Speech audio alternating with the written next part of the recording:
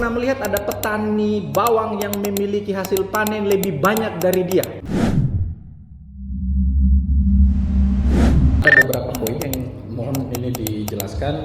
Yang pertama, kalau tadi dialokasikan di APBD 2021 sebanyak 1 miliar untuk 2022 1 miliar untuk 30 kelompok, maka kira-kira kalau saya menghitung itu satu kelompok mendapatkan 33 juta, sekitar itu ya. Kalau kita bagi rata sekitar 30 jutaan. Mudah-mudahan saya tidak salah hitung, karena 1 miliar bagi sekian. Dan yang panen itu taruhlah sudah 4-5 kelompok. Pertanyaannya, yang tidak panen bagaimana, Bu? Apakah seluruh kelompok yang difasilitasi dengan pupuk itu panen berhasil semua? Kan kita ingin melihat gagalnya. Kalau berhasilnya itu dinikmati rakyat. Tapi gagal yang menjadi evaluasi kita dan kemudian membuat kita harus mensuplai anggaran kembali, itu dia kompatibel atau tidak? Satu itu. Kedua, pertanian ini memiliki mekanisme ketika masuk di sebuah daerah. Bibitnya itu diambil dari mana? Kemudian melalui karantina atau tidak? Itu bibit masuk ke sini. Saya tidak hafal benar dasar hukumnya, tetapi ada mekanisme untuk memasukkan sebuah bibit ke dalam sebuah wilayah.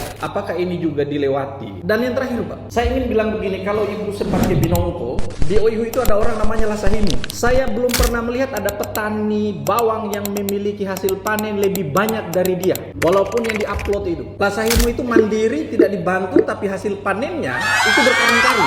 Saya ingin bilang, kenapa tidak masuk di Binongko menjadi sasaran? Ibu baru sebut tadi, belum sebut Binongko. Binongko itu di bawahnya itu memang batu semua, tapi di gunungnya itu tanah, dan saya yakin subur. Saya kok lihat, waduh, ini diskriminasi ini untuk kita. Jadi punya plan dah itu. Kalau di APBD perubahan punya plan tambahan anggaran soal itu, kemudian dievaluasi, tambahkan juga kami, karena itu penting. Masa orang Binongko tidak bisa tanam bawang? Tapi secara umum, mohon kami dijelaskan untung ruginya yang hari ini. Kan Ibu baru jelaskan panennya. Tentu ada kendala, tidak mungkin tidak ada kendala. Apa solusi untuk menyelesaikan kendala itu? Ini juga penting untuk kita lihat. Karena kita tidak percaya berita bahwa sudah panen sekian puluh ton. Karena pasti ada efeknya. Panen 1 ton saja itu ada efeknya di pasar. Apalagi panen 1,7 ton kira-kira per titik, itu efek dominonya di pasar. Kalau bahasanya Bupati sebelumnya Pak Hugua bilang tipping down efeknya, itu pasti terasa di lapangan. Kira-kira begitu, ada efeknya.